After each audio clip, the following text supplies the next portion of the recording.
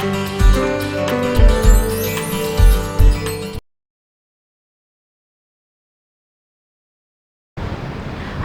myself Dr. Jency Blesson, the Joint Director of Jewel Autism and Child Developmental Center, Kottayam, Kerala. I am also a behavior analyst. So here I would like to give you some tips on how to deal with the behaviors of children in the autism spectrum disorders.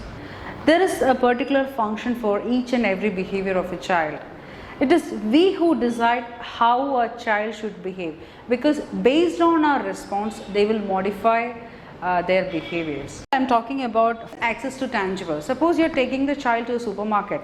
The child is rolling in the floor just to get something from the rack.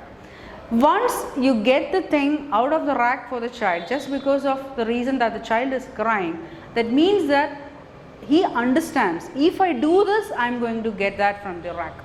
So will the behavior increase or decrease? It will increase, definitely. So once you just ignore the behavior, the child will understand that if I am throwing such a tantrum, I am not going to get it. So if the mother is getting the thing from the rack, he understands, oh, if I do this, I am getting it.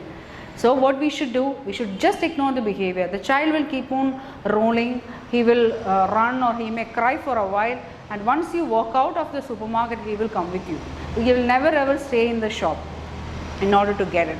So that's the best way to deal with one of the problem with access to tangibles. That is, tangibles means whatever the child likes, like toys, chocolates, or whatever it is. Okay. And the fourth point is sensory. Sensory issues, mostly you have to go for sensory integration therapy, where the child is having a problem with his sensory processing. Some parents have a doubt whether the issue of my child is sensory or behavior. How to differentiate between sensory issues and behavior issues. If the child is having a sensory issue, suppose if he hits a head on the wall, he will hit it until it bleeds. But if it is just because of behavior, he will not let it bleed. There are three characters for this. One is long duration. If it is sensory, the child is not bothered whether it is 5 minutes, 10 minutes or 2 minutes. But if it is a behavior, it will be a very short duration, and the child will withdraw from it when his father or mother looks at him.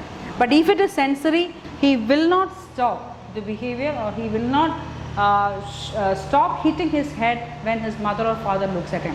But if it is a behavior, he will stop. If someone looks at him, someone calls his name. So this is an easy way to understand whether the problem with the child is sensory or it is behavior.